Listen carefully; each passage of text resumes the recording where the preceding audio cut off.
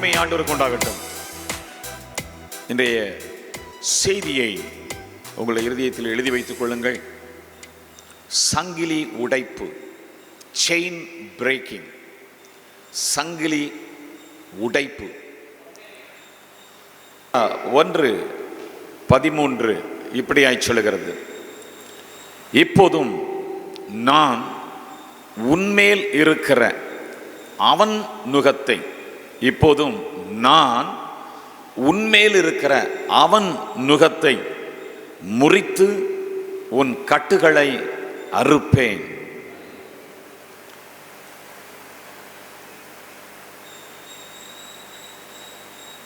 இந்த மனித சமுதாயம்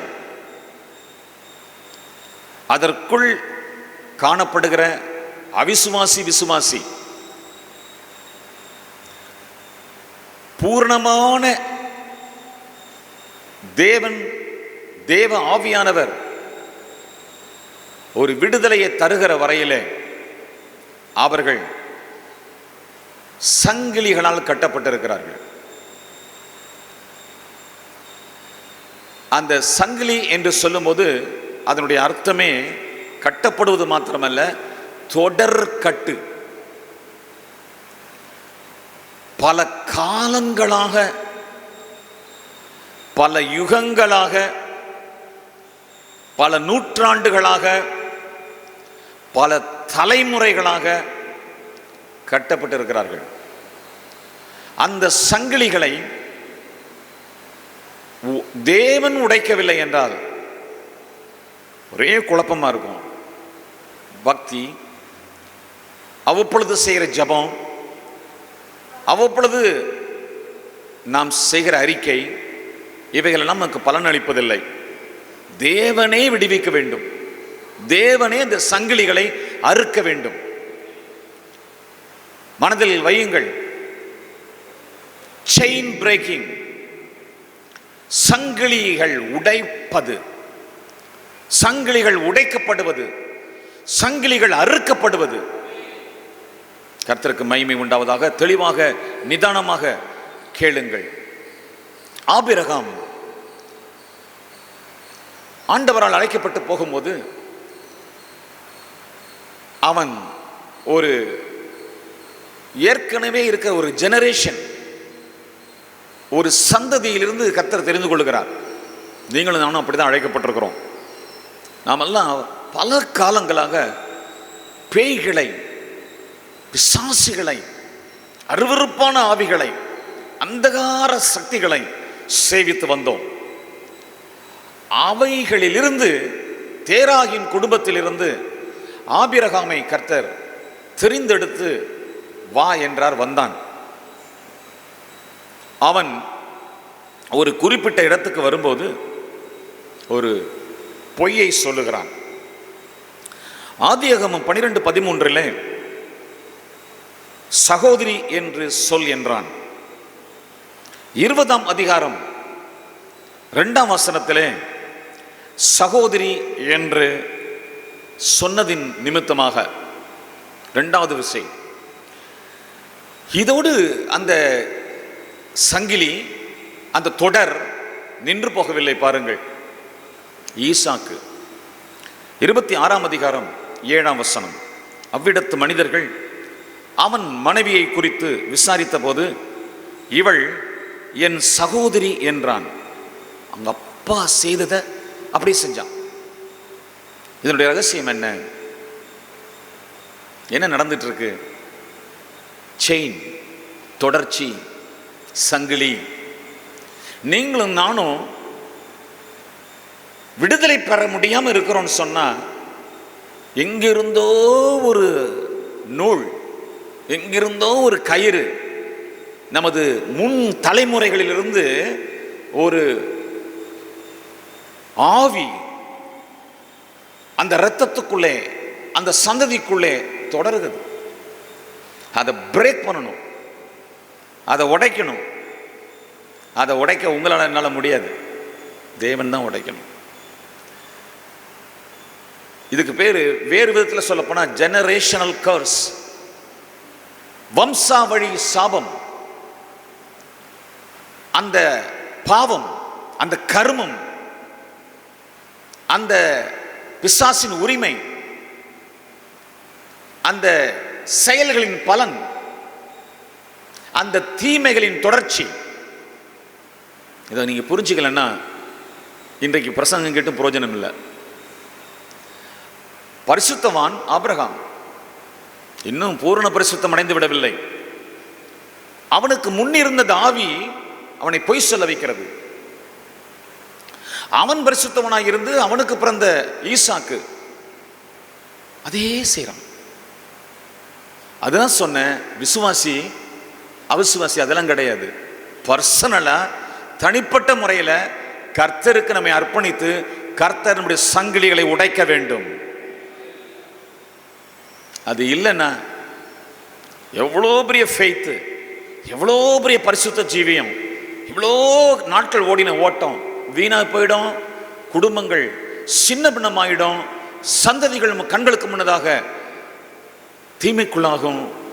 உடைச்சிடணும், சங்கிலிகளை உடைச்சிடணும். கர்த்தருக்கு ஸ்தோத்திரம். இன்னொரு உதாரணம் 2 நாளாகமம் 10:11. சாலமோனின் மகன் ரெகொபெயாம் அவனிடத்தில் வந்து, உங்க தகப்பன் பாரமான காரியத்தை எங்க மேல வச்சாரு, அதை லகுவாக்குங்க அப்படின்னு கேட்டுக்கிட்டாங்க. யாரும் சேர்ந்து யெரொபெயாம் என்ற இஸ்ரவேல் ராஜாவும் கூட சேர்ந்து வந்து இன்னும் ஒன்னா இருக்கு. ராஜ்யம் பிரியல. எல்லாரும் சேர்ந்து வந்து கேட்குறாங்க. சாலமோன் காலத்தில் இஸ்ரவேல் யூதா எல்லாம் ஒன்றா இருக்குது. இப்போ யெரொபெயாம் தலைமையில் ரெகொபெயாம்கிட்ட வந்து கேட்குறாங்க. அப்போ என்ன சொல்கிறான் தெரியுமா? என் தகப்பன் உங்கள் மேலே கொஞ்சம் பாரத்தை வச்சாரு, நான் இன்னும் அதிகமான பாரத்தை வைப்பான்னா. Generational qualities, characters. அப்பா அம்மாவுடைய, தாத்தா பாட்டியினுடைய, முப்பாட்டனுடைய சாபங்கள், பாவங்கள், குணங்கள் இந்த உடலுக்குள் புகுந்திருக்கும், வாழ்க்கைக்குள் புகுந்திருக்கும், உங்களுடைய வீட்டுக்குள் புகுந்திருக்கும், உங்கள் குடும்பத்துக்குள் புகுந்திருக்கும், உங்களுடைய கைகளுக்குள் புகுந்திருக்கும். உங்களுடைய தொடுகையில் அந்த சாபம் இருக்கும், உங்கள் பேச்சில் அந்த சுவாபம் இருக்கும், உங்கள் பயணத்தில் அந்த செயின் வரும், அந்த சாத்தான் வரும், அந்த அந்தகார சக்தி வரும்.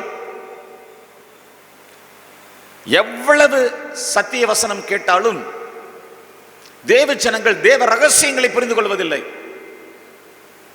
அவங்க அதனால தான் மறுபடியும் அடிக்கப்படுறாங்க, காயப்படுறாங்க, தோல்வி அடைகிறாங்க, அவமானம் அடைகிறாங்க. சத்துருடைய யுத்தத்தில் அவர்கள் நசுக்கப்பட்டு போறாங்க. வேதனை அதிகமாகிறது. விசுவாசத்தையும் விட முடியாது. அது ஒன்றுதான் ஆறுதல். ஆனால் வெற்றி இல்லை, விடுதலை இல்லை. இதன் காரணம் என்ன? சங்கிலி இருக்கு, செயின் இருக்கு, தொடர்ச்சி இருக்குது, கட்டப்பட்டு இருக்கிறோம். அதை கர்த்தர் விடுவிக்க வேண்டும். ஆமென், ஆமென். தேவன் இதை புரிய வைப்பாராக. கர்த்தர் இதை நமக்கு சொல்லிக் கொடுப்பாராக. வெற்றி நிச்சயம். அபிஷேகம் வந்தால் நுகங்கள் முறிக்கப்படும். ஆனால் இன்னும் முறிக்கப்படாம அந்த தொடர்ச்சி, அந்த பாவம், அந்த குணம், அந்த சாபம், அந்த எழுச்சி, அந்த உணர்ச்சி, அந்த அருவருப்பு, அந்த தீமை, அந்த நஷ்டம், உலகத்தின் படி சொல்ல போனா அதிர்ஷ்டம் இல்லாமை, தொட்டது துலங்காமை, சம்பாதித்தது நிற்காமை, நிம்மதி நிலைக்காமை, அமைதி கிடைக்காதது, மகிழ்ச்சி அவ்வப்பொழுது நொறுக்கப்படுதல், எடுக்கப்படுதல், துக்கம் வந்து சூழுதல், பயம் வந்து சூழுதல், ஜபம் கூட கசப்பாய் இருப்பது, விசுவாசிக்க முடியாம தடுமாறுவது. இது எல்லாத்துக்கும் ஒரே ரீசன். ஒன்றை தொடர்ந்து வந்துட்டு இருக்கு. அது உன்னுடைய ரத்தத்துக்குள்ள இருக்கு, அது நம்முடைய ஜீவனுக்குள்ள இருக்குது, அது நம்முடைய சரீரத்துக்குள்ள இருக்குது, அது நம்முடைய குடும்பத்துக்குள்ள இருக்குது, நம்முடைய வீட்டுக்குள்ள இருக்குது, அது நம்முடைய வாழ்வுக்குள்ள இருக்குது. அது நம்முடைய அசைவில் அது அசைந்து வருது. நம்முடைய தொடுகையில அந்த சாபம் தொடுது. அந்த சாத்தானுடைய கிரியைகள் அங்கே இருக்கிறது. முற்றிலுமாக சாம்பலாக வேண்டும். செயின் பிரேக்கிங், சங்கிலிகள் அறுப்பு, சங்கிலிகள் உடைப்பு, அதுதான் செய்யத்தான் ஆண்டவர் வந்தார்.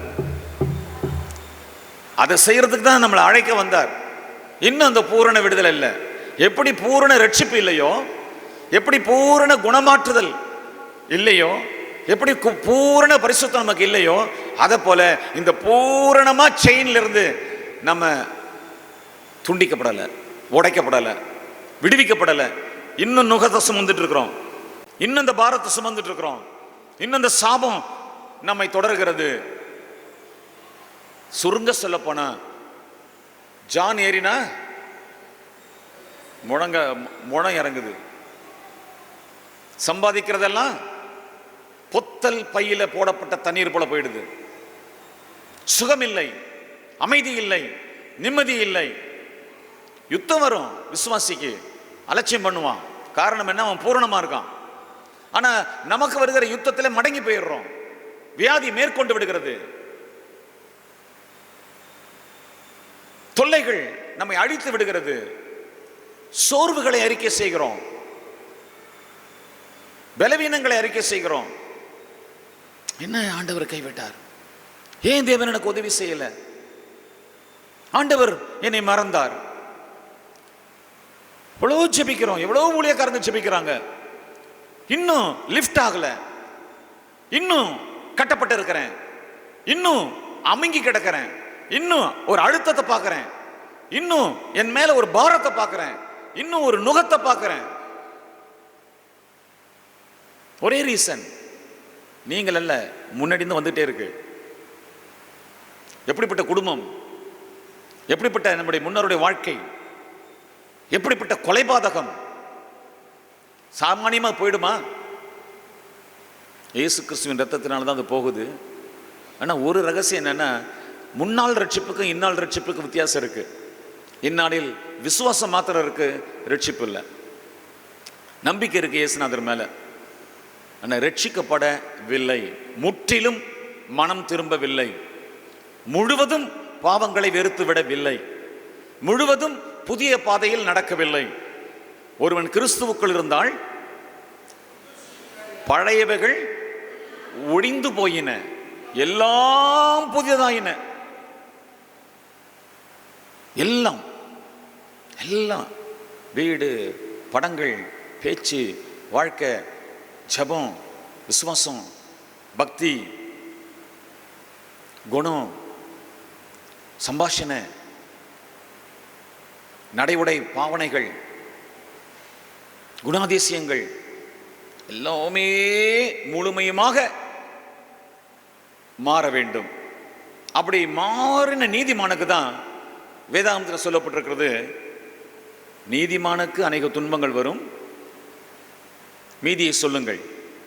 நீதிமானுக்கு அநேக துன்பங்கள் வரும், அவைகள் எல்லாவற்றிலும் நின்று கர்த்தர் அவனை விடுவிப்பார். கர்த்தருக்கு பயந்தவர்களை சூழ, கர்த்தருக்கு பயந்தவர்களை சூழ பாளையம் இறங்கி கர்த்தருடைய தூதன் விடுவிப்பார். தேவ மனுஷனாக, தேவ மனுஷியாக, பரிசுத்தவானாக, நீதிமானாக, முழுவதுமாக நம்முடைய சந்ததியின் முன்னோரின் அந்த செயின் ஒரு நாள் அறுக்கப்படணும். அந்த சங்கிலி அறுந்து விழணும். அதற்கு ஒரு கிரியைக்கு நீங்க நானும் ஒப்பு கொடுத்திருக்கணும். வேதாகமத்தில் பார்ப்போம். கர்த்தருக்கு சித்தமானால் ஆண்டவர் அதை உங்களுக்கு விளங்க பண்ணுவாராக. எல்லை பிசாசுகள், அவைகளுடைய அந்தகார சங்கிலிகள், டெரிட்டோரியல் ஸ்பிரிட்ஸ் சொல்லுவாங்க. மார்க்கு 5:10, மார்க்கு 5:10, தங்களை அந்த திசையிலிருந்து துரத்தி விடாதபடிக்கு அவரை மிகவும் வேண்டிக் கொண்டன. லேகியோன் என்ற பிசாசு 6000 பிசாசுகள் பிடித்திருந்த ஒரு மனிதன், அவனை சங்கிலியினால் கட்டினாங்க. ஆனா சங்கிலியில் அறுத்துருவான். மனிதர்கள் கட்டின சங்கிலியை சாத்தான் அறுத்து தனது சங்கிலியை அவன் மேலே போட்டிருந்தான்.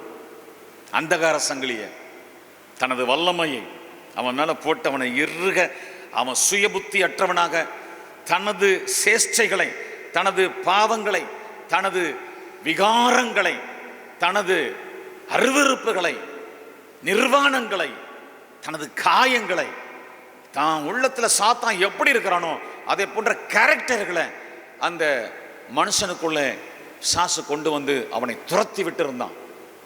அவன் கட்டப்பட்டிருந்தான். மனுஷனுடைய கட்டை சாத்தான் அவிழ்த்தான், அறுத்தான். ஆனால் தனது கட்டை போட்டிருந்தான். எவனும் அந்த சங்கிலியை அறுக்க முடியவில்லை. இப்பொழுது ஆண்டவர் இயேசு வருகிறார். அந்த கெதரினேயர் என்ற அந்த எல்லைக்குள்ளே இயேசு வருகிறார். வந்த உடனே சாத்தான் அவரிடத்துல போய் பேசினவைகளில் மிக முக்கியமானதை இப்பொழுது வாசித்து காண்பித்தேன். இந்த எல்லைகளை விட்டு எங்களை துரத்தாதிரும். அப்படின்னு என்ன அர்த்தம்? இவனை விட்டு போயிடுறேன், மனுஷனை விட்டு போயிடுறேன், வேற ஒரு மனுஷன்ட்ட போறேன். ஆனா இந்த எல்லையை விட்டு எங்களை எத்தனை வருஷம், எத்தனை யுகம் ஜாலியா இருந்தோம், மனிதர்களை ஆட்டி படைத்தோம். இந்த எல்லை எங்களுக்கு சொந்தமாக இருந்தது. வேற பிசாசுகள் இங்கே வர முடியாது, வேற தூதர்கள் இங்கே வர முடியாது, வேற பாஸ்டர்ஸ் வர முடியாது, வேற சுவிசேஷம் இங்கே வர முடியாது, வேற கொள்கை இங்கே வர முடியாது. கோபுரங்களை கட்டி வைத்திருக்கிறோம், பூஜைகளை செய்து கொண்டிருக்கிறோம். ஆயிரக்கணக்கான ஆண்டுகளாக அந்த மந்திரங்கள் இங்கே உச்சரிக்கப்பட்டிருக்கிறது. அவைகளை அனுபவித்து ஆராதனை அனுபவித்துக் கொண்டிருக்கிறோம். மக்களை வேதனைப்படுத்திக் கொண்டிருக்கிறோம், அவர்களுக்கு தீமைகளை செய்து கொண்டிருக்கிறோம்.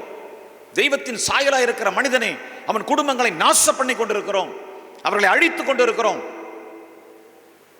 இந்த எல்லை எங்களுக்கு சொந்தம். இந்த எல்லை விட்டு நாங்கள் போனால் அந்தந்த எல்லைகளில் அங்கங்க பிசாசுகள் உண்டு, அங்கெங்கே அதிகாரம் உண்டு, அங்கெங்கே பிரின்சிபாலிட்டி உண்டு, அங்கெங்கே வல்லமைகள் உண்டு, அங்கெங்கே அதிகாரங்கள் உண்டு. சாத்தான் எல்லைகளை பிரித்து ஆளுகை செய்கிறான், அங்கங்க வச்சிருக்கிறான். நாங்க அங்க போனா அவனுக்கு அடிமையா இருக்கணும். இங்கே நாங்க ராஜாக்களை போல இருக்கிறோம்.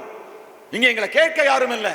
இங்க எந்த மனுஷனும் எங்களை கட்ட முடியாது, எந்த மந்திரவாதி எங்களை கட்ட முடியாது. அவங்க ஒருவேளை சொல்றதா இருந்தா, இந்த பூமி உண்டானது 30,000 கோடி வருஷம் அங்க இருக்கிறோம், மில்லியன் இயர்ஸ் அங்க இருக்கிறோம். மனிதன் படைக்கப்பட்ட பண்பு இங்கதான் இருக்கிறோம்.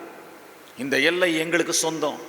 இந்த எல்லையிலே ஒரு சுவிசேஷம் வர முடியாது, இந்த எல்லையிலே ஒரு கிறிஸ்தவம் வாழ முடியாது, இந்த எல்லையிலே ஒரு இயேசு என்ற வார்த்தை சொல்லப்பட முடியாது. உடனே அடிப்போம், உடனே ஓடுவான்.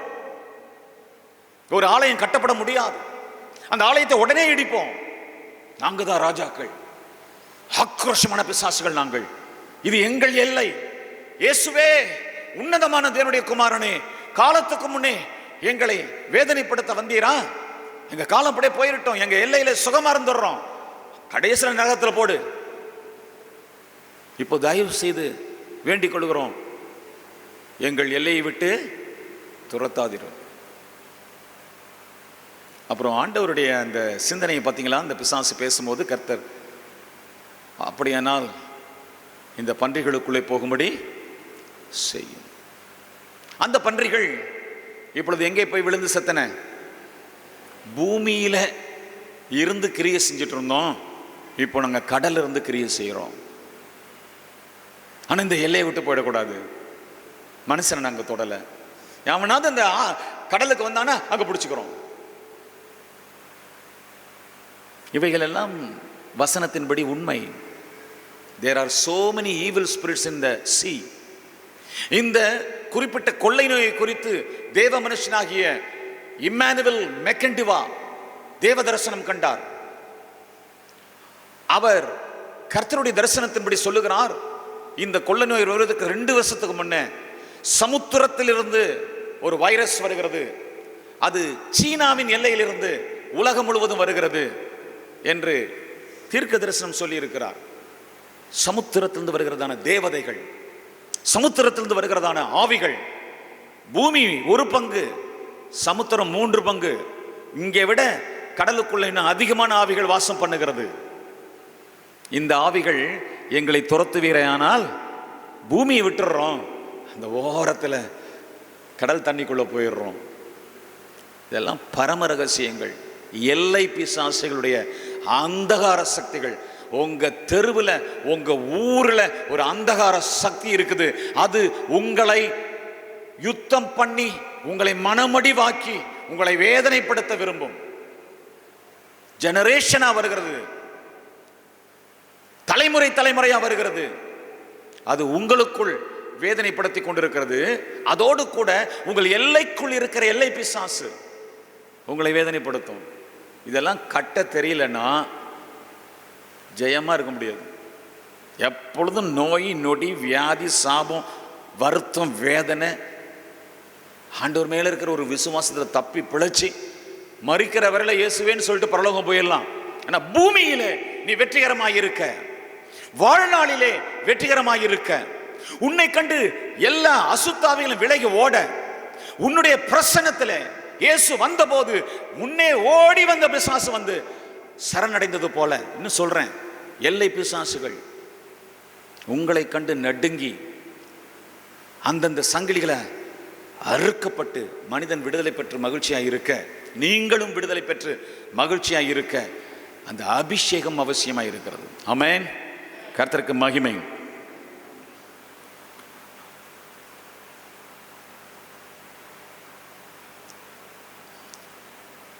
தானியேல் 10ஆம் அதிகாரம் 13ஆம் வசனம்.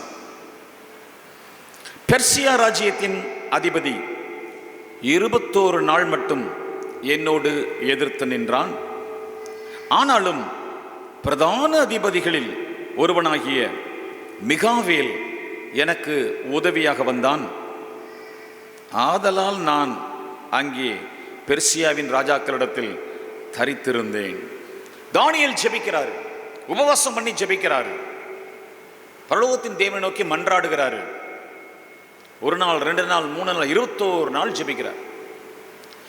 அவர் ஜெபம் பண்ணின உடனே பதில் பரலோகத்திலிருந்து வந்துருச்சு, பரலோகத்திலிருந்து இறங்கிடுச்சு. இப்ப பூமி, இந்த சின்ன பூமியில அந்த ஏரியாக்குள்ள அந்த பதில் போகணும், அந்த ஏரியாக்குள்ள பதில் போகணும். தானியேல் ஜெபித்துக் கொண்டிருக்கிறாரே, அந்த ஏரியாக்குள்ள எங்க இருக்கிறாரு? பாபிலோன்ல இருக்கிறாரு. பெர்சியா ஆட்சி அங்கே நடந்து கொண்டிருக்கிறது. அந்த பெர்சியாவின் அதிபதி பூமியின் ராஜா அல்ல, அந்த நாட்டை, அந்த எல்லையை தனது வல்லமைக்குள் வைத்திருந்த பொல்லாத பிசாசு அவனை தடுக்குது. வானத்தில் யுத்தம் நடக்குது. எல்லைக்குள்ள வரும்போது இந்த அசுத்தாவிகள் போய் ராஜாக்கள், ராஜா மாத்த பெர்சியாவின் அதிபதி ராஜாக்களோடு இருந்து ஒரு பெரிய சேனையோடு ராஜாதி ராஜா போல அந்தகார சக்தி அந்த எல்லையை காலமாக ஆளுகை செய்து கொண்டிருந்த அந்த பிசாசு, தானியேல் ஒரு பரிசுத்தவான், அவனை எவ்வளவோ வேதனைப்படுத்தி பார்த்தான், ஒன்னுலையும் அவனை ஜெயிக்க முடியல. இப்போ அவன் தேவனுடைய சமூகத்தை நோக்கி ஜெபம் பண்ணிட்டு இருக்கிறான். பதிலும் வந்துருச்சு, பதிலையாவது தடுப்போம் என்று சொல்லி ஆவிக்குரிய உலகத்துக்குள்ளே ஒரு சண்டை, ஒரு யுத்தம், ஒரு போர். முதல்ல வந்தது கேப்ரியல் தூதன் 9ஆம் அதிகாரத்தில். ஆனால் இந்த 10ஆம் அதிகாரத்தில் பார்க்கும்போது இன்னொரு தூதன், அதன் பிறகு மிகாவேல் தூதன். கேப்ரியல் நற்செய்தியை கொண்டு வருகிற தூதன், மிகாவேல் யுத்தம் பண்ணுகிற தூதன். அதை குறித்து அடுத்த ஆராதனையில் பார்க்கலாம் என்று நான் விசுவாசிக்கிறேன். போரிடும் தூதனாக அவன் இருக்கிறான். அதனால தான் அவனுக்கு ஆண்டவர் கொடுத்த அந்த அதிகாரத்தின்படி அவன் இறங்கி வந்தான். அவன் இறங்கி வந்தவொடனே இந்த தூதனும் பரலோகத்தின் தூதன் தான். தூதுவை கொண்டு வந்திருக்க தூதன் கேப்ரியலாக இருக்க முடியாது, வேற ஒரு தூதனாய் இருக்கலாம். அவன் அங்கே அந்த செய்திக்குரிய பதிலை தானியேல்கிட்ட கொண்டு போய் கொடுக்கலாம் என்று வரும்போது யுத்தம். பெர்சியாவின் அதிபதி தடுக்கிறான், எல்லை பிசாசு தடுக்கிறது, பாபிலோன் பிசாசு தடுக்கிறது, அந்த அந்தகார சங்கிலிகள் அங்கே வந்து மோதுகிறது. அப்பொழுது மேலே நோக்கி அந்த தூதன் சொல்லும் போது மிகாவேலை கர்த்தர் அனுப்பி வைக்கிறார். அப்போ வல்லமையிலே வல்லமை, தூதர்களுக்கும் வித்தியாசம் இருக்குன்னா பிசாசுகளுக்குள்ளேயும் வல்லமையில வல்லமை அதிகம் உள்ள பிசாசுகள் இருக்கின்றன. அதனால தான் இங்கே பார்த்தீங்கன்னா 6000 பேர் குடியிருக்கிற லேகியோன் பிசாசு.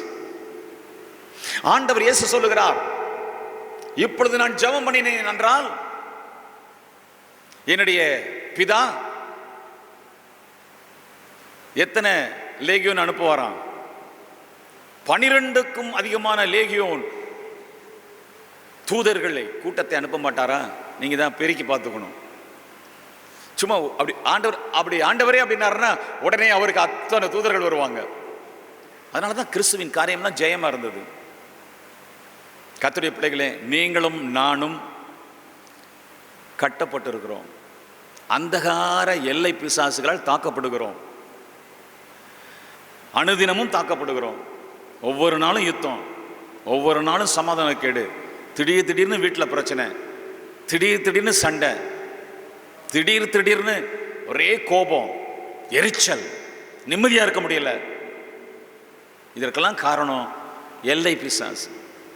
அந்த எல்லை பிசாசுகளுடைய அந்த சங்கிலிகளை கர்த்தர் அறுக்காவிட்டால் உங்களுக்கு சமாதானம் இல்லை.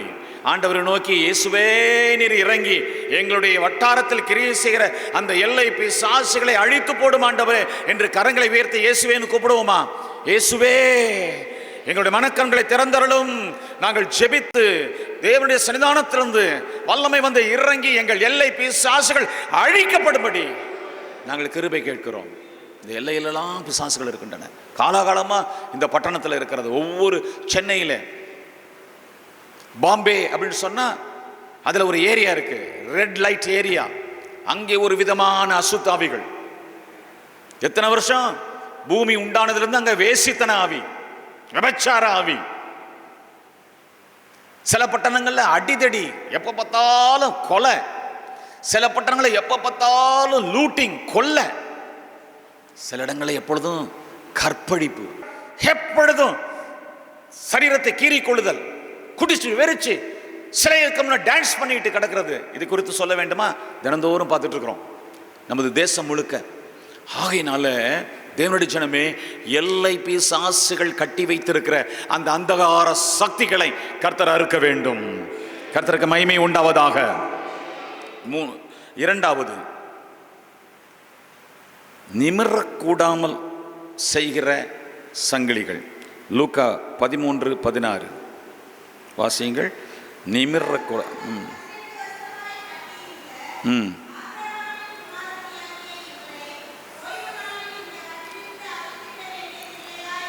அவளை குறித்து சொல்லப்பட்டிருக்கிறது. நிமிரவே முடியாதான். எவ்வளவும் எள்ளளவும் நிமிர முடியாம இருந்ததுக்கு காரணம் அவ மேல ஒரு கட்டு, சங்கிலி. அதை குறித்து ஆண்டவர் சொல்றார், சாத்தான் கட்டி இருந்த கட்டுங்கிறார். நம்ம சரீரத்தில், நம்முடைய மனசுல, நமது வாழ்க்கையில நிமிர்ந்தே நிற்க முடியாதபடிக்கு எப்ப பார்த்தாலும் பிரச்சனை. அந்த வலி, இந்த வலி, அந்த வேதனை, இந்த வேதனை, வயிற்றுக்குள்ள கோளாறு, மனசுக்குள்ள கோளாறு, இதயத்துக்குள்ள கோளாறு, குடும்பத்துக்குள்ள கோளாறு, கன்ஃபியூஷன், சண்டை, வாக்குவாதம், ஆரோக்கியம் இல்லை, அமைதி இல்லை, தூக்கம் இல்லை, கசப்பு, விரோதம், பகை. இதெல்லாம் அந்தகார சங்கிலிகள். அந்த பெண் பிறந்ததிலிருந்து வானத்தை பார்த்ததே கிடையாது. அல்லது 18 வருஷமா அவ வானத்தை பார்த்ததே கிடையாது. கொஞ்சம் கூட நிமிர முடியல. நீங்க நிமிர முடியலையா? கொஞ்சம் கூட நிமிர முடியாம அவமானப்படுறீங்களா? உங்களை அவமானப்படுத்தின ஆவி உங்களுக்கு தெரியும் இல்ல? நீங்க மகிமையா, மரியாதையா, கனமா, சந்தோஷமா இருந்து கொண்டிருந்தீங்க. எப்பொழுதும் உங்களை குறித்து எல்லாரும், ஓ என்ன அருமையான மகன், என்ன அருமையான மகள், என்ன அருமையான குடும்பம், என்ன அருமையான தேவ ஜனம், எவ்வளவு ஜெயம், எவ்வளவு ஆசீர்வாதம், எவ்வளவு நிம்மதியா இருக்கிறாங்க, நல்ல வேலை, நல்ல சம்பாத்தியம், நல்ல வீடு, நல்ல உழைப்பு, எந்த பாவமும் அவங்க செய்யறதுல நல்லா துதிக்கிறாங்க, நல்ல ஸ்தோத்திரம் பண்றாங்க, நல்ல கர்த்தரை ஆராதிக்கிறாங்க. அவங்களுக்கு கிடைச்ச பாக்கியம் நமக்கு கிடைக்கலையே அப்படின்னு உங்களை குறித்து சொல்லிக் கொள்ளப்பட்ட அந்த காலங்கள் இப்பொழுது சில நேரங்களிலே தலை தூக்க முடியாம, தலை நிமிர முடியாம உங்களை அவமானப்படுத்துகிறது ஒரு சங்கிலி, ஒரு பேய் உங்கள் மேல வைத்த கட்டு. உங்களை நிமிர முடியாம கட்டி இருக்கிறான். இயேசு தன் கையை வைத்தாக வேண்டும். கைகளை உயர்த்தி ஆமேன்னு சொல்லுங்க பார்க்கலாம். ஹல்லேலூயா. எவ்வளவும் நிமிரக்கூடாமல் கட்டியிருக்கிற சங்கிலி, அந்தகார சங்கிலி. அந்த சங்கிலியை பிரேக் பண்ணணும். அதற்கு இயேசு தான் வரணும். ஆமென். ஹல்லேலூயா.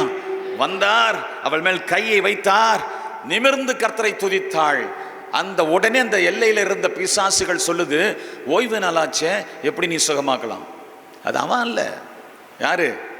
அந்த இடத்துல இருந்த அவமானப்படுத்துகிற ஒரு பெண்ணு பார்க்க குனிஞ்சி கூனியா இருந்த அவள் நிலைமை என்ன? அவ வயசுல உள்ள அவளோட கூட பிறந்த அவளோட படிச்ச அந்த சிநேகிதிகள்லாம் என்ன அழகழகா ஆடம்பரமா ட்ரெஸ் பண்ணிட்டு போறாங்க. இவளோ அவமானம், பெண்கள் மத்தியிலே சமுதாயத்திலே அவமானம். இந்த அவமானத்துக்கு காரணம் அந்தகார சங்கிலி, வியாதிக்கு காரணம் அந்தகார சங்கிலி, வேதனைக்கு காரணம் அந்தகார சங்கிலி, உன்னுடைய வலிகளுக்கு காரணம் அந்தகார சங்கிலி, உன் கட்டிகளுக்கு காரணம் அந்தகார சங்கிலி. உன்னுடைய வயிற்றுக்குள்ளே, உன்னுடைய கர்ப்பப்பைக்குள்ளே, உன்னுடைய நெஞ்சுக்குள்ளே, உன்னுடைய இருதயத்துக்குள்ளே, உன்னுடைய நுரையீரலுக்குள்ளே, உன்னுடைய கிட்னிக்குள்ளே, உன்னுடைய மூட்டுக்குள்ளே, உன்னுடைய கைகளுக்குள்ளே, கால்களுக்குள்ளே, உன்னுடைய கண்ணுக்குள்ளே, உன்னுடைய எலும்புக்குள்ளே வருகிற நோய்கள், அந்த பலவீனங்கள் எல்லாம் அந்தகார சக்தி. பலவீனப்படுத்துற ஆவி என்ன ஆண்டவர் சொல்றாரு? பலவீனப்படுத்துற ஆவியே இவளை விட்டு போ, அந்தகார சக்தியே இவளை விட்டு போ. Breaking the chain. சங்கிலிகளை உடைக்க வேண்டும். ஆமென். கர்த்தருக்கு ஸ்தோத்திரம். இன்னைக்கு உடையும், நான் விசுவாசிக்கிறேன். அந்தரங்க பாவ சங்கிலிகள். மூன்றாவது யோவான் 4:15. அந்தரங்க பாவ சங்கிலிகள். அந்த ஸ்திரீ அவரை நோக்கி, ஆண்டவரே, எனக்கு தாகம் உண்டாகாமலும் நான் இங்கே மொண்டு கொள்ள வராமலும் இருக்கும்படி அந்த தண்ணீரை எனக்கு தர வேண்டும். அவளை குறித்து வெளிப்படையா ஒரு பாவின்னு யாருக்குமே தெரியாது. ஆனா ஒரு அழகான நேர்த்தியான ஒரு சமுதாய பெண்ணாக அவள் அங்கே யாக்கோபின் கிணறண்டையில் வந்திருக்கிறார். அதை எப்படி நான் சொல்றேன்? அங்க ஒரு வெல் அல்லது ஒரு கிணறு இருக்கு, அதற்குள்ள ஒரு தண்ணி இருக்கு. அந்த கிணத்து மேல இன்னொரு கிணறு வந்து உட்காருது. யாருக்கு புரியுது? புரியலையா? யாக்கோபின் கிணறுக்குள்ள தண்ணி இருக்கு, ஊறிட்டு இருக்கு. அந்த தண்ணீர் உள்ள கிணறின் மதில் மேல இன்னொரு கிணறு வந்து உட்காருது. அந்த கிணறுக்குள்ள என்ன இருக்குது? ஜீவ தண்ணீர் இருக்கிறது. ஹல்லேலூயா, ஹல்லேலூயா. ஆனா இன்னொரு கிணறு வருது. என்ன கிணறு? எவ்வளவுதான் பாவ தண்ணீர் ஊறினாலும் தாகம் நீங்காத ஒரு நடமாடும் கிணறு.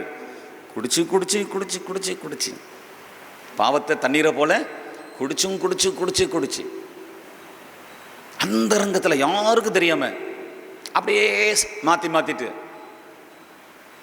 ஆம்பளைன்னா அவளுக்கு அவ்வளவு ஆர்வம், அவ்வளவு மோகம், அவ்வளவு கேவலமான பலகீனமான உடல்.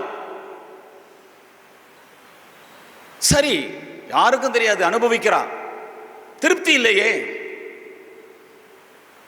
மாறிக்கிட்டே போறா, புருஷனை மாத்திட்டே போறா. 5 புருஷர்.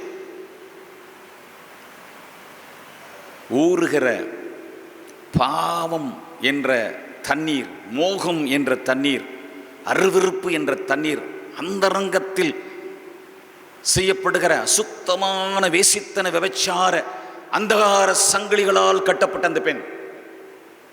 ஆனா வெளியில பார்த்தா ஒன்றும் தெரியல. இயேசுவுக்கு எல்லாம் தெரியும்.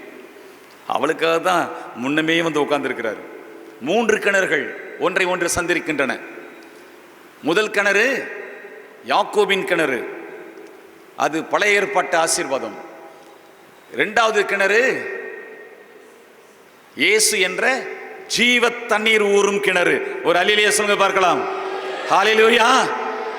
3வது கிணறு பாவம் என்ற தண்ணீர், மோகம் என்ற தண்ணீர் ஊறும் ஒரு கிணறு. சமாரியா பெண்.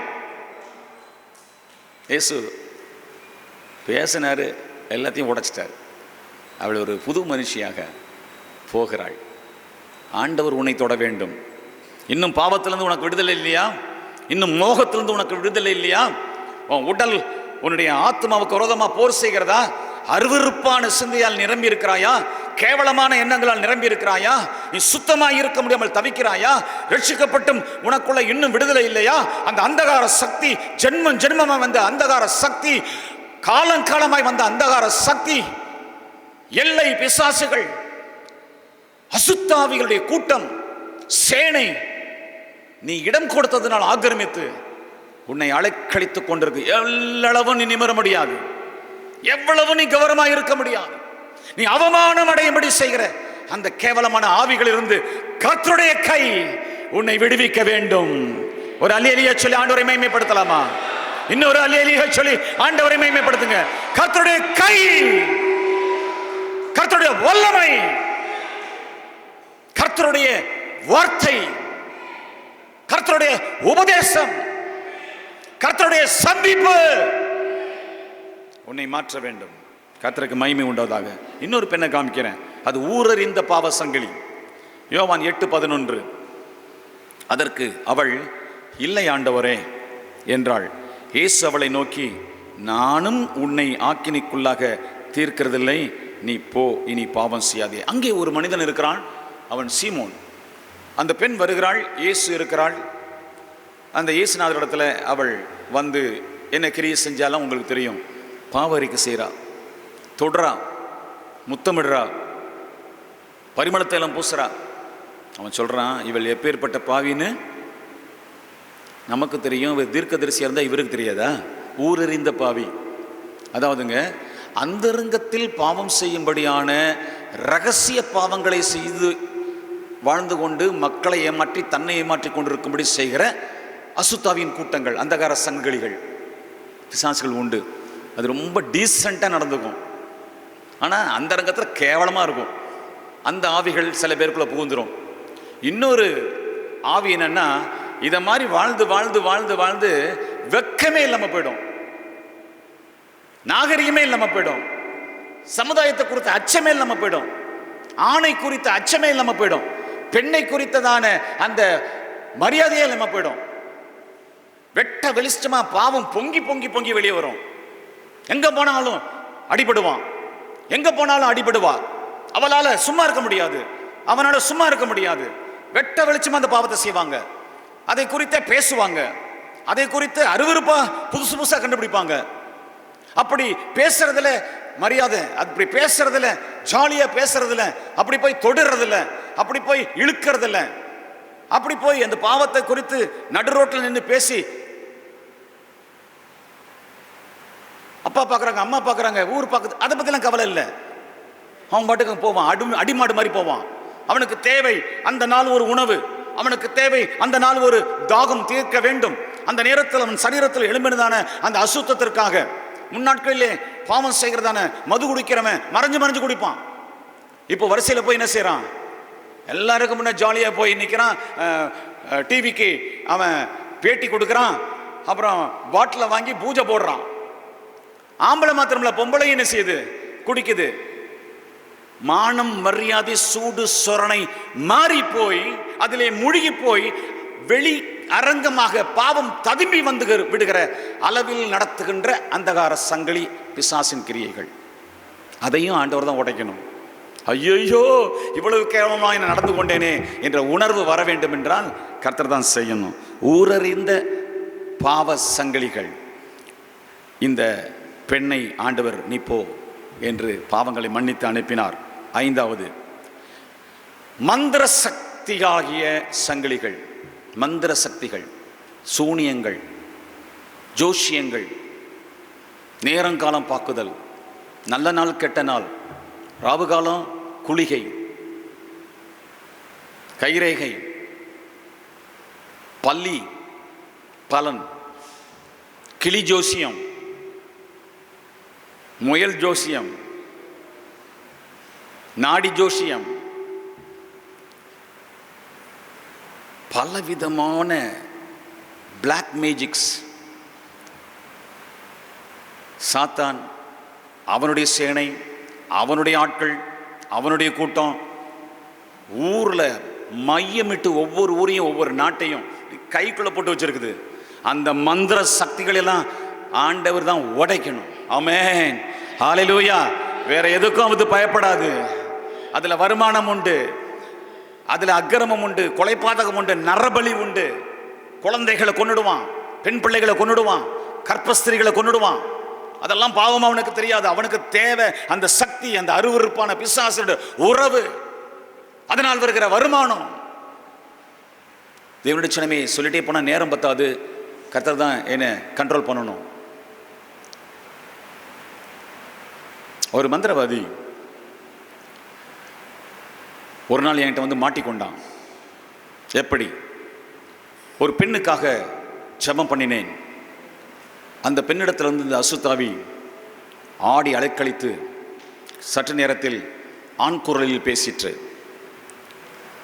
அழகான பெண் முகம் மாறிற்று, நாவு நீண்டு தொங்கிற்று, ஆக்ரோஷமாய் அருவருப்பாய் மாறினாள். இப்பொழுது ஆண் குரலில் பேசுகிறாள். இவ்வளவு அவமானமா என்ன பேசாத, நான் ஒன்றும் பேயும் இல்லை பிசாசும் இல்லை, நான் மந்திரவாதி வந்திருக்கேன். என்னுடைய கூடு அங்கே கிடக்குது வீட்டில், அதை பூட்டி போட்டுட்டு வந்திருக்கேன். நான் அனுப்பின அந்த ஆவி என்னிடத்தில் திரும்ப வந்துச்சு. என்னை விரட்டுறான் ஒருத்தன் சொன்ன உடனே, என்னை விட ஒரு பெரிய மந்திரவாதி குழந்தையில் இருக்கிறான், அவனை போய் சந்திக்கணும் என்று உடனே ஆவியை எடுத்துக்கொண்டு சரீரத்தை போட்டுவிட்டு கூடு விட்டு தாண்டு வருகிற அந்த சக்தியினால் இங்கே வந்தேன். இந்த பெண்ணுக்குள் இறங்கினேன். அப்பொழுது எனக்கு புரிந்தது, ஐயோ வரக்கூடாத இடத்துக்கு வந்துட்டோம், மாட்டிக்கொண்டோம். இது கிறிஸ்து இயேசுவினுடைய ஊழியக்காரர். தொலைந்தேன், நான் அழிந்தேன், நான் நாசமாய் போக போகிறேன், பாதாளத்துக்கு போகிறேன்னு பயந்தேன். தயவுசெய்து பிச்சை கேட்குறேன், உயிர் பிச்சை கேட்குறேன்.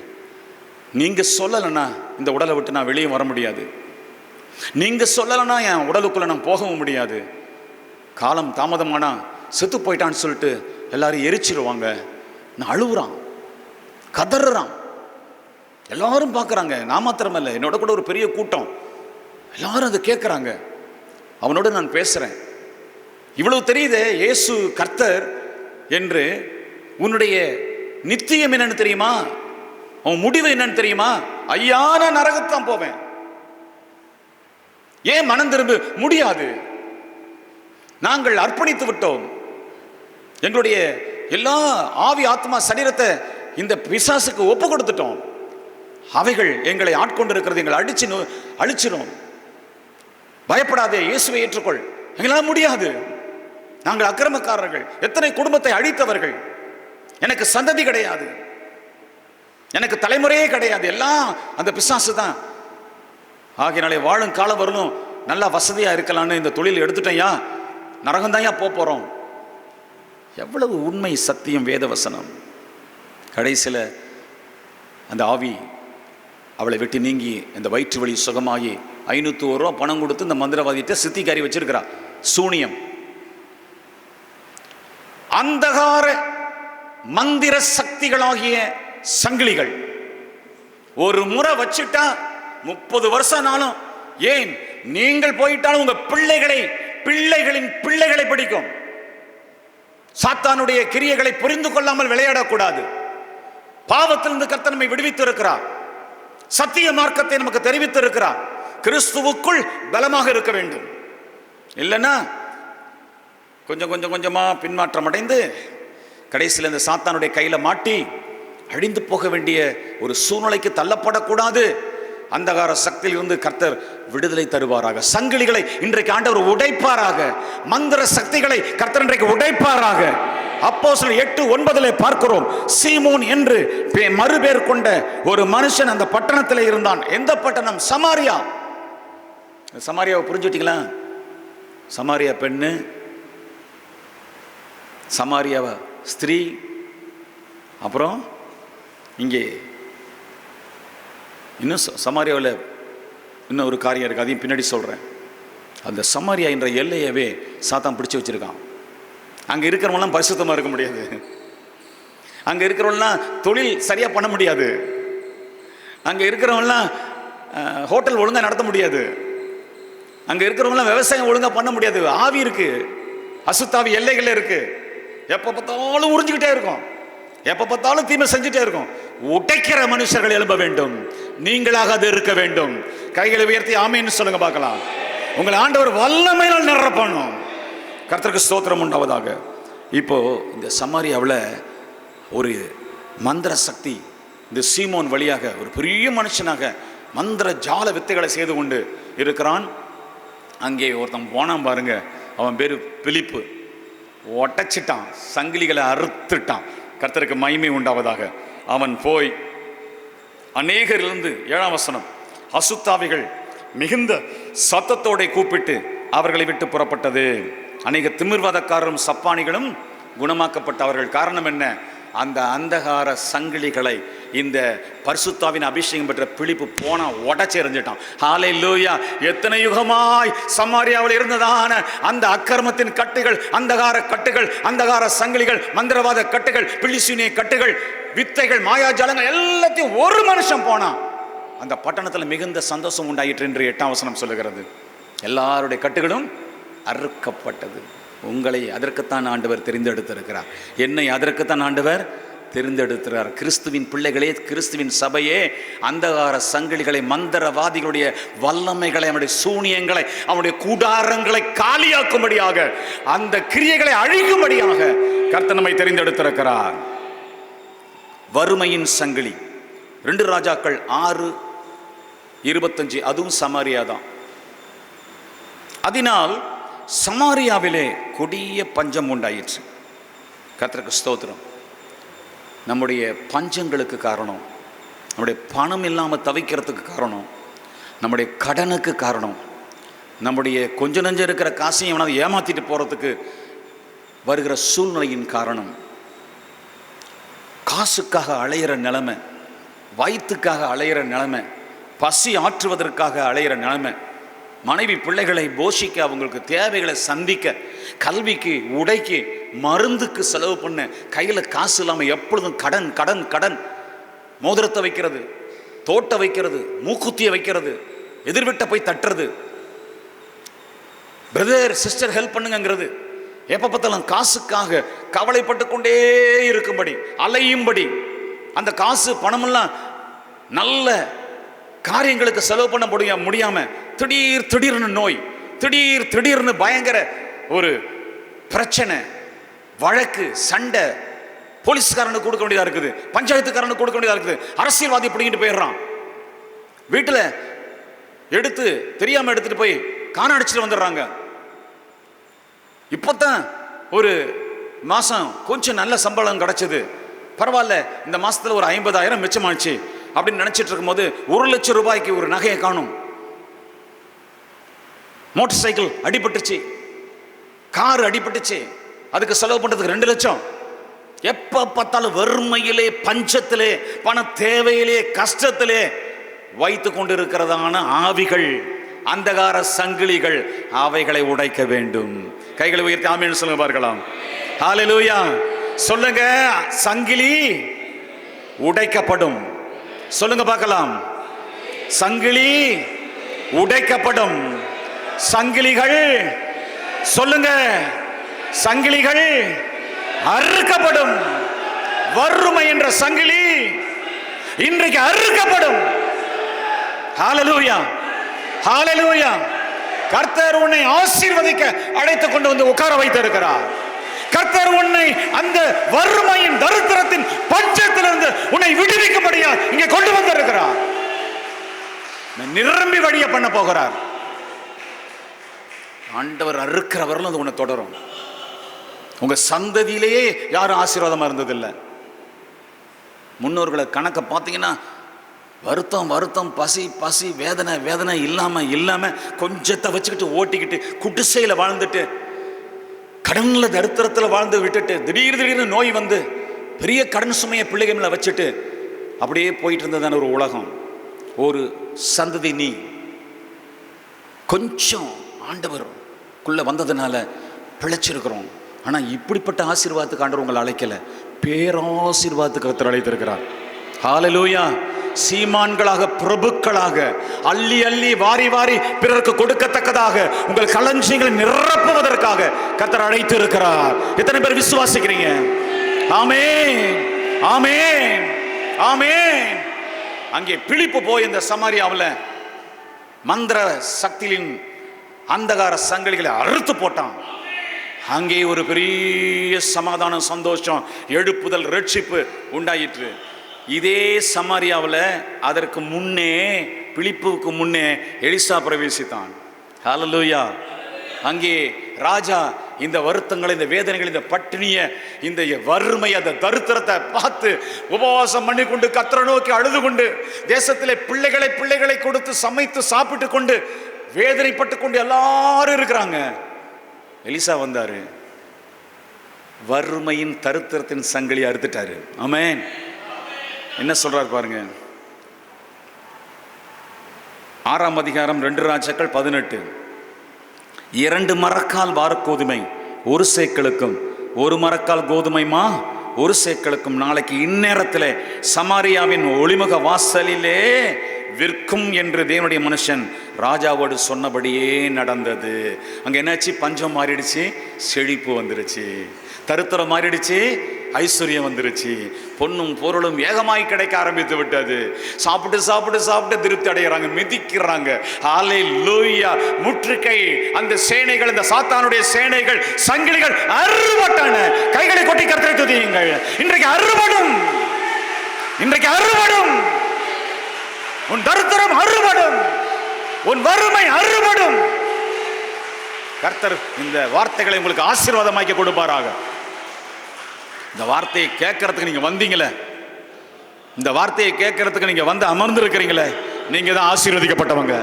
நீங்க தான் ஆசீர்வதிக்கப்பட்டவங்க. ஒருவேளை வீட்டில் இருந்திருந்தா நீங்க கேட்டிருக்க மாட்டேன். கர்த்தர் உனக்கு சொல்லுகிறார், நான் உன்னை ஆசீர்வதிக்கவே ஆசீர்வதிப்பேன். உன் தரித்திரங்களை, உன் வறுமையை நீக்குவதற்கான ஒரு வழி இருக்கு. சங்கிலிகளை அறுத்து பொசுக்கி போட்ட பின்பு பார், நீ செழிப்பாய். ஆமென். 2 ராஜாக்கள் 5:1. தீர்க்கதரிசியுடைய புத்திரரில் ஒருவனுக்கு மனைவியாயிருந்த ஒரு ஸ்திரீ எலிசாவை பார்த்து, என் பிள்ளைகள் எல்லாம் கடன் கொடுத்தவன் வந்து கட்ட போகிறான், சங்கிலியால் கட்ட போகிறான், அடிமைப்படுத்த போகிறான். என்னம்மா உன்கிட்ட இருக்கு? ஒரு குடம் எண்ணெய் என்று ஒன்றுமில்லை. தரித்திரம், தரித்திரம். சாரிபாத் விதவை தரித்திரம், பஞ்சம், கொஞ்சம் மாவு கொஞ்சம் எண்ணெய். என்ன தீர்க்கதரிசிகள் வந்துட்டாங்கன்னா, தேவ மனுஷர்கள் வந்துட்டாங்கன்னா, அபிஷேகம் பண்ணப்பட்ட ஊழியக்காரர்களை நீ யாருன்னு உனக்கு புரியாது. உன்னோட நெருங்கி பழகிறதுனால, உன்னோட கூட சாமானியமாக பழகிறதுனால, சகோதரியே சகோதரனே, அப்பா மகனே மகளே அப்படின்னு சொல்லி பழகிறதுனால, அல்லது உன் கையில் காணிக்க வாங்கிறதுனால ஒரு சாதாரணமான ஆள் நினச்சிடாத. அவங்களுக்கு இருக்கிற அபிஷேகம் தான் முறிக்கும். அது ஊழியக்காரன் வந்தால் தான் முடியும். எலிசா வந்தால் தான் முடியும். பிலிப்பு வந்தால் தான் முடியும். இயேசு வந்தால் தான் முடியும். பவுல் வந்தால் தான் முடியும். அதற்கென்று அழைத்து இருக்கிறார். எத்தனை பேர் விசுவாசிக்கிறீங்க? மகிமை உண்டாவதாக. இவர் போனாரு, சொல்லி கொடுத்தாரு. எண்ணெய் ஊறிக்கொண்டே இருந்தது, பாத்திரங்களில் நிரம்பிக்கொண்டே இருந்தது. கடல்லாம் அடைபட்டுருச்சு. கடைசியான ஒரு சங்கிலி, தடைகளின் சங்கிலிகள் அறுக்கப்படும். அப்போஸ்தலர் 12:7. கர்த்தருடைய தூதன் அங்கே வந்து நின்றான். அறையிலே வெளிச்சம் பிரகாசித்தது. பேதுருவை விழாவில் தட்டி, சீக்கிரமாக எழுந்திரு என்று அவனை எழுப்பினான். உடனே சங்கிலிகள் அவன் கைகளிலிருந்து விழுந்தன. 16ஆம் அதிகாரம் 26ஆம் வசனத்தில் பவுலுடைய கட்டுகள், சங்கிலிகள்லாம் கழன்று போயிற்று. ஆமென். மீகா 2:13 சொல்லுகிறது, தடைகளை நீக்கி போடுகிறவர் அவர்களுக்கு முன்பாக நடந்து போகிறார். அவர்கள் தடைகளை நீக்கி வாசலால் உட்பிரவேசித்து கடந்து போவார்கள். அவர்கள் ராஜா அவர்களுக்கு முன்பாக போவார். கர்த்தர் அவர்கள் முன்னணியில் நடந்து போவார். தடைகளை உடைக்கிறவர், தடைகளை உடைக்கிறவர், சங்கிலிகளை அறுக்கிறவர். ஹல்லேலூயா. ஊழியம் செய்யறாங்க, மகிமையா செய்யறாங்க. ஆயிரமா ஜனங்கள் ரட்சிக்கப்படுறாங்க. அந்த வட்டாரத்து அந்தகார எல்லை பிசாசுகள் பவுலை கட்டிடுச்சு, ஷீலாவை கட்டிடுச்சு, பேதுருவை கட்டிடுச்சு, 12 அப்போஸ்தலரை கட்டிடுச்சு. அவங்க உள்ள போய் கிடக்கிறாங்க, சிறைக்குள்ள கிடக்கிறாங்க. ஆவியானவர் வந்து இறங்குகிறார். அப்பொழுது தேவதூதன் வந்து இறங்குகிறான். இறங்கின உடனே என்ன நடந்துச்சா? முதல்ல என்ன நடந்துச்சு? சங்கிலி தான் அருந்தது. ஆமென். கைகளில் இருந்த கட்டுகள் அருந்தன, அதிர்ந்தது, வாசுகள் திறவுண்டது. ஹalleluya, ஹalleluya, ஹalleluya. கர்த்தர் இருக்கிறார், கர்த்தர் இருக்கிறார், கர்த்தர் பார்க்கிறார், கர்த்தர் பார்க்கிறார். உன் தடைகளை பார்க்கிறார், தடைகளை கொண்டு வந்துகிறார். அந்தகார சங்கிலிகளை பார்க்கிறார், சத்துரு செய்கிற கிரிகளை பார்க்கிறார். அவன் உனக்கு முன்பதாக வந்து தடுக்கிற தடைகளை பார்க்கிறார். இதோ ஆண்டவர் இறங்குகிறார், அவர் வருகிறார், அவர் வருகிறார், தடைகளை உடைக்கிறவர் உனக்கு முன்பாக கடந்து போகிறார், கடந்து போகிறார். நீ விசுவாசித்து புறப்படு, நீ விசுவாசித்து புறப்படு, நீ விசுவாசித்து புறப்படு, அறிக்கை செய்து புறப்படு, அர்ப்பணித்து புறப்படு, அர்ப்பணித்து புறப்படு. ஹalleluya, ஹalleluya.